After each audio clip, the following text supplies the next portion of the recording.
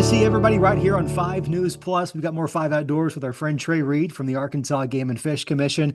Trey, we've got a cold front just a matter of days away. We're going to finally feel a little taste of fall. You start to get these fronts, they're occurring more and more often. And sooner or later, college football started back up. Hunting seasons are opening back up.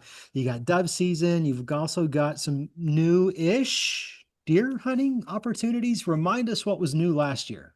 Yeah, we have. This will be the second year for the early buck archery hunt, Scott, and it, it's a really a brand new opportunity. It is bucks only, and it's archery, as the name implies. The regular archery season opens third or fourth weekend of September this year, and so this is an opportunity for hunters to go out, a rare opportunity, and target a buck that could still be in velvet. I mean, this is the time of year, they're starting to rub the velvet off those antlers. It naturally sloughs off and what have you. But yeah, right now, over the next couple of weeks, there's still a lot of bucks out there. I know there's a few. One of my camera guys went out and got some buck and velvet video earlier this week, and so there are most of them are still in velvet right now. But yeah, it's just another opportunity, and this was something that was generated by our commission last year through the regulations process. And I think we've heard from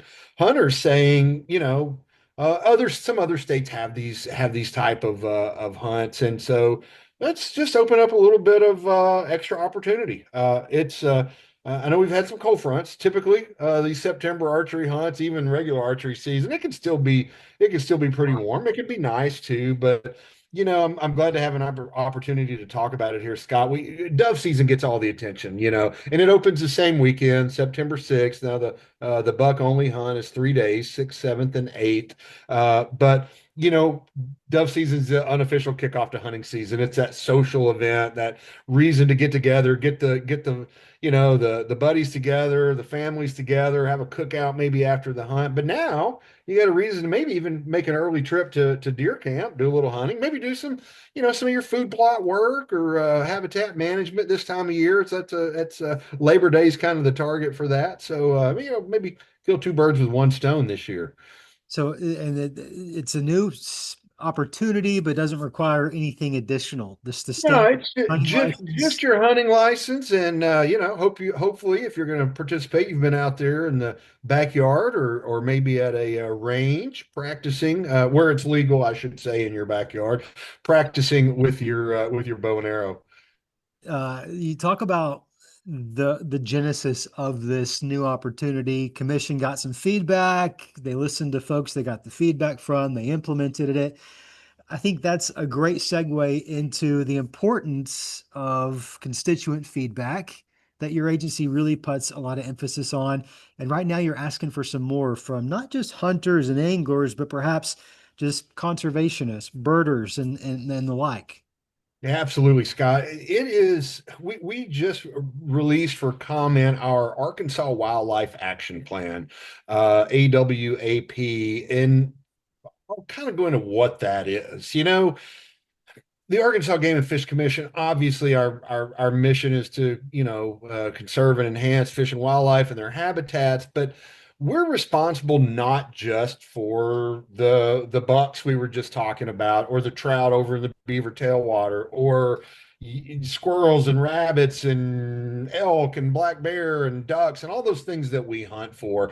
But we're responsible under Amendment 35 to the Arkansas Constitution, all the critters, every one of them, and that includes things like monarch butterflies. Some of these endangered fish, like or threatened fish, like leopard darters down in the Ouachita's, or I mean, we could go on and on. Several endangered mussel species here in Arkansas. Mussels very important to water quality and the health of the overall ecosystem, and so as part of that, we get a lot of money from firearms and ammunition sales and license sales, and that money goes to primarily managing the game animals and the habitats. And don't get me wrong, some of those habitats that we manage for game animals also benefit these other species we're talking about, and vice versa. But about 25 years ago, the Fish and Wildlife Service, the federal government made some money available called state wildlife grants. And these are basically to keep some of these non-game animals from their populations declining.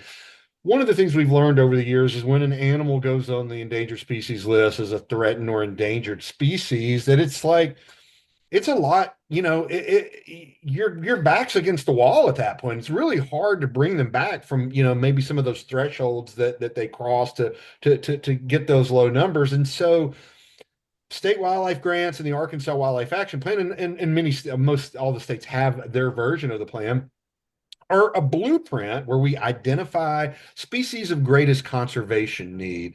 And there are even game animals in there. The northern bobwhite quail is one, for example. But a lot of mussel species. We've included some plant species that are somewhat imperiled on this year's revision of the plan. So we revise that plan every 10 years. Last time we did it was 2015. So we have taking it down from 1,600 pages down to, I think, more like a manageable 700 or 800 pages now. A lot of the info, and I know that sounds daunting if you're going to comment on it, but you can go to agfc.com/AWAP. And there at the site, we've got kind of little chunks and summaries. One of the things, the appendices in the back that just list all these species, what they are. Where they're located, things like that. It's just an opportunity for folks that do care about conservation, hunters and anglers, of course, but also, like you said, birders, people that like to paddle and enjoy. If you enjoy clean drinking water, there's those mussel species that are out there do a lot to keep our water clean, and so it is an important document, and really. It serves as a really great reminder that the Arkansas Game and Fish Commission, while managing those species that we hunt for and that we pursue with rod and reel, that is the main part of our mission, but we do so much more than that on a day-to-day basis. I love it. That website for you is agfc.com. I last year bought a Oklahoma hunting license, an out-of-state license, and a duck stamp, so I'm on their list. And yesterday they sent me an email soliciting some feedback as well. So if you're watching here this morning and you're one of our friends that live in East Oklahoma, you also have an opportunity to weigh in on what they're working on over there. Trey, that'll do it for this edition of Five Outdoors. We'll see everybody right back here next week for some more.